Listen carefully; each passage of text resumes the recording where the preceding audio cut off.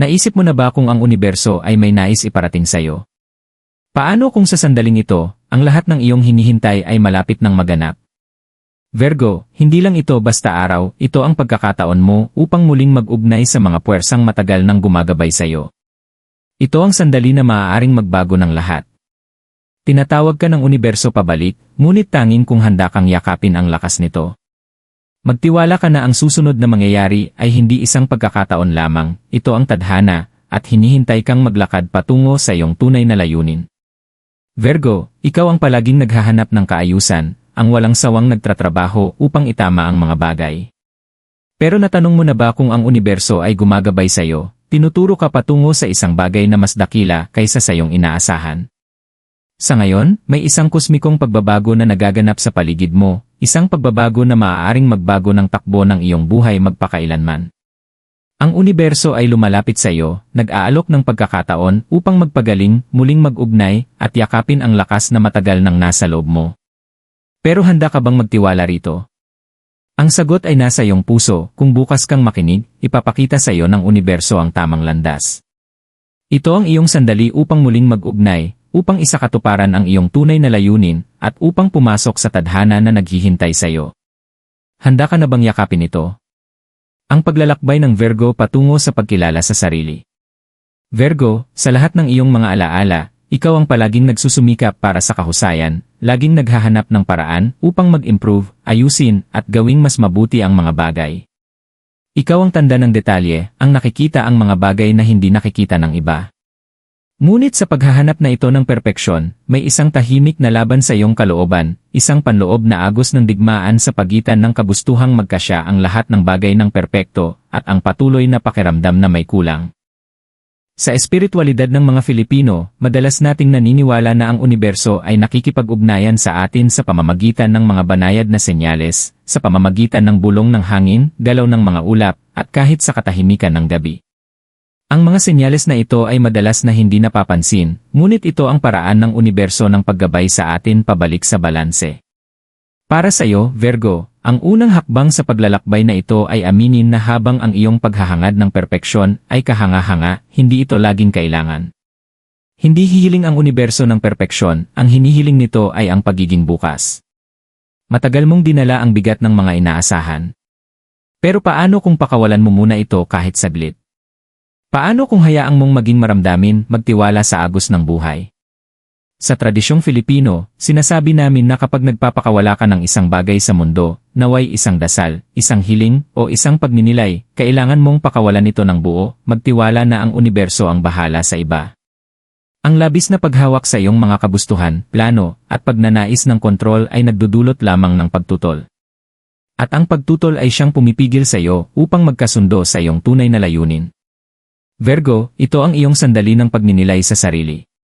Hindi ito tungkol sa pagbabago ng kung sino ka o pagpapabaya sa iyong praktikal na kalikasan. Ito ay tungkol sa pagtanggap sa kung sino ka, kung ano ka, at pag-unawa na ang universo ay binigyan ka na ng lahat ng kailangan mo. Mayroon kang karunungan, pananaw, at puso upang maglakbay sa mundong ito. Ngunit kailangan mong matutunang magtiwala sa landas na itinatahak ng universo, kahit na hindi ito maintindihan agad. Isipin mo ang mga ritual na ipinasan sa mga pamilya ng Filipino. Bawat ritual, bawat dasal, bawat handog, gaano man kaliit, ay isang gawa ng tiwala.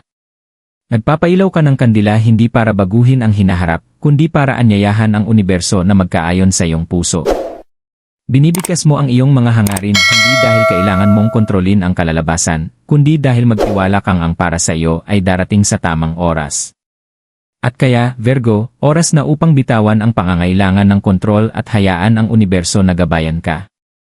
Hayaan mong ito ang sandali na titigil ka sa sobrang pag-isip sa bawat desisyon, na titigil ka sa pag-aalala tungkol sa mga kung sakali. Sa katahimikan, sa tahimik na pag-surrender, maririnig mo ang sagot ng universo. Hindi ito sisigaw sa iyo, magbubulong ito. Darating ito sa isang biglaang kaliwanagan, isang bagong direksyon, o baka isang panaginip na may dalang mensahe na kailangan mong marinig. Ang paglalakbay patungo sa pagninilay sa sarili ay hindi madali, Virgo. Nangangailangan ito ng pasensya, pananampalataya, at ang kagustuhang pakawalan ang mga bagay na hindi na makikinabang sa iyo. Maaaring makaramdam ka ng kalituhan, o takot paminsan-minsan, Ngunit magtiwala kang ang universo ay palaging kasama mo, dahan-dahang ginagabayan ka pabalik sa iyong tunay na sarili. Ito ay hindi isang paglalakbay ng pagpapabago, ito ay isang paglalakbay ng unti-unting paglalahad. Hindi ka sira, Virgo. Ikaw ay muling nagiging buo. Yakapin ang enerhiya ng universo, at sa paggawa nito, matutuklasan mo ang kapayapaang matagal mo nang hinahanap. Hindi ito tungkol sa pagiging perpekto, ito ay tungkol sa pagiging ganap na kaayon sa iyong tadhana. Ang lakas ng pagkakasundo sa universo. Virgo, palaging gumagabay sa iyo ang universo, ngunit may pagkakaiba sa pagitan ng pagsunod sa landas at tunay na pagyakap dito. Sa loob ng mga taon, sinubukan mong pilitin ang mga bagay na mangyari, sinusubukang isiksik ang iyong buhay sa isang hulmahang ikaw mismo ang lumikha. Ngunit sa paggawa nito, nakalimutan mo ang pinakamahalagang bagay, ang universo ay hindi sumusunod sa iyong mga patakaran, ito ay gumagalaw sa sarili nitong oras, sa sarili nitong daloy. Ang konsepto ng kapalaran sa Filipino ay nagtuturo sa atin na ang buhay ay unti-unting umuunlad sa sariling ritmo nito. Hindi mo maaaring minamadali ang proseso, maaari lamang itong pagtibayin.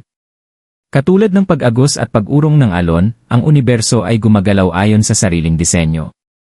Kapag tinangkang kontrolin ito ng sobra, nasisira ang balanse at lumilikha ng pagtutol. Ngunit kapag pinakawalan mo ito at nagtiwala sa proseso, lahat ng bagay ay kusa at madaling magkatugma. Ito ang sandali, Virgo, na kailangan mong makipagkasundo sa universo. Hindi ito tungkol sa pag-aayos ng lahat o pagpipilit na mangyari ang mga bagay. Ito ay tungkol sa pagtanggap na ang universo ay gumagabay sa iyo mula pa noon kahit hindi mo pa ito nakikita. Ang universo ay bumubulong sa iyo sa pamamagitan ng iyong mga pag-isip, iyong intuisyon, at iyong mga panaginip, ngunit masyado kang nakatutok sa pagkontrol ng bawat detalye kaya hindi mo ito naririnig. Ngayon, oras na upang huminto at pakinggan kung ano ang nais nitong sabihin. Ang pagkakasundo sa universo ay hindi tungkol sa pagsuko ng iyong pagkakakilanlan o mga layunin, ito ay tungkol sa pagpapalaya ng takot na matagal nang humahadlang sa iyo. Ito ay tungkol sa pagtanggap sa tamang panahon ng universo, pagtitiwala na ang mga bagay ay nangyayari ayon sa nararapat. Kapag pinakawalan mo ang iyong mga alinlangan, magbibigay ito ng espasyo para sa universo upang dalhin sa iyo ang mga bagay na matagal mo nang hinihintindi. Sa kultura ng mga Filipino, isinasagawa natin ang mga simpleng ritual upang muling mag-ugnay sa banal. Nagpapailaw ng kandila, nagdarasal, o kahit tahimik na nakaupo sa ilalim ng mga bituin, ay mga hakbang upang buksan ang puso at anyayahan ang enerhiya ng universo na dumaloy ng malaya sa atin. Ang mga maliliit na gawaing ito ay hindi lamang pamahiin, mga ritual ito na tumutulong upang magbalik-ugnay tayo sa natural na ritmo ng universo. Ito ay mga paalala na hindi tayo nag-iisa sa ating mga pagsubok at ang banal na tulong ay palaging naroroon. Virgo, ito ang iyong pagkakataon upang muling makuha ang koneksyon mo sa universo. Oras na upang bitawan ang mga lumang kwento na paulit-ulit mong sinasabi sa iyong sarili, ang mga kwento kung saan nararamdaman mong hindi ka karapat-dapat o kulang. Sapat ka sa kung sino ka. Ang universo ay naglagay na sa iyo ng lahat ng karunungan at lakas na kailangan mong magpatuloy.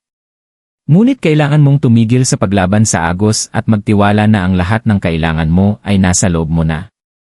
May lakas ang pagpapalaya, Virgo. Sa kultura ng mga Filipino, naniniwala tayo na kapag nagpapakawala ka ng isang bagay sa universo, naway isang dasal, isang hiling, o isang pangarap, kailangan mo itong pakawalan ng buo. Ang sobrang paghawak ay pumipigil sa enerhiya na dumaloy. Sa pagpapakawala ng kontrol, binubuksan mo ang iyong sarili upang matanggap ang mga biyaya na naghihintay sa iyo. Isipin mo, saglit, kung ano ang pakiramdam ng hindi nadala ang bigat ng iyong mga inaasahan. Paano kung maaari mong magtiwala na ang universo ang magbibigay? Paano kung maaari mong bitawan ang pangangailangan ng perpeksyon at yakapin ang kagandahan ng hindi tiyak na hinaharap? Hindi mo kailangang malaman lahat ng sagot ngayon. Ang kailangan mo ay magtiwala na ang landas ay magbubukas sa tamang panahon. Ang pagkakasundo sa universo ay isang banal na proseso. Isang gawa ng pananampalataya na lumalampas sa isipan at nag-ugnay sa iyo sa isang bagay na higit pa sa iyong sarili. Hindi mo kailangang maintindihan ang lahat upang magtiwala rito.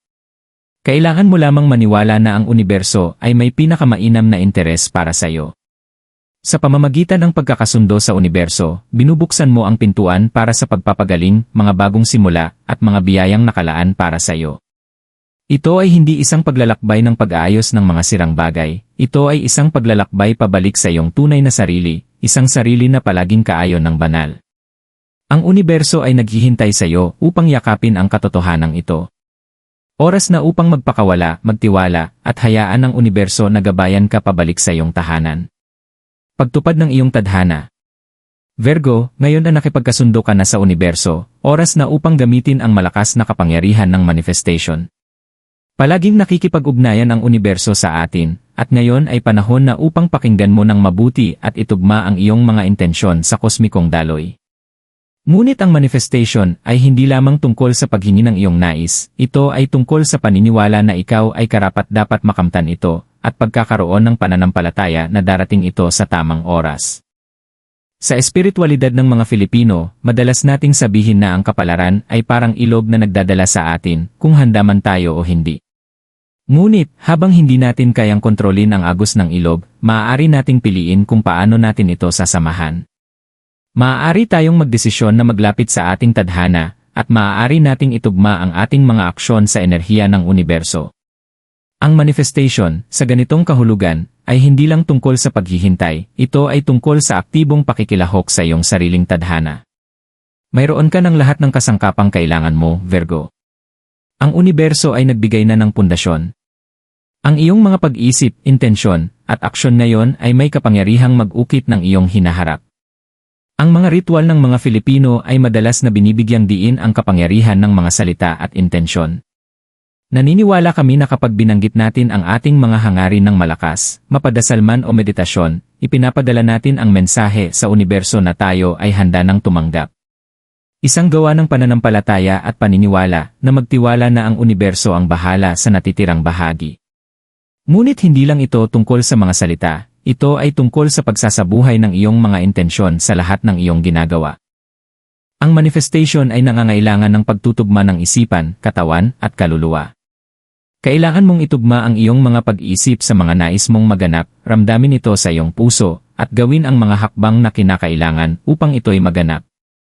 Ang pagtutugmang ito ay lilikha ng isang magnetikong enerhiya na magdadala ng iyong mga nais patungo sa iyo. Halimbawa, kung ikaw ay naghahangad ng kasaganaan sa pananalapi, Virgo, hindi sapat na magdasal ka lamang para dito. Kailangan mong baguhin ang iyong pananaw tungkol sa pera. Kailangan mong paniwalaan na karapat-dapat ka rito, na ikaw ay nararapat na tumanggap ng kasaganaan. At pagkatapos, kailangan mong gawin ang mga hakbang na sumusuporta sa paniniwalang iyon, kung ito man ay paggawa ng matalinong desisyon sa pananalapi, pagbubuka sa mga bagong oportunidad, o pag-aaral kung paano pamahalaan ang iyong mga yaman ng maayos. Ang universo ay kumikilos para sa mga kumikilos, hindi lang sa mga naghihintay. Sa kulturang Filipino, naniniwala kami sa kapangyarihan ng barya, mga maliliit na barya na kumakatawan sa kayamanan at kasaganaan.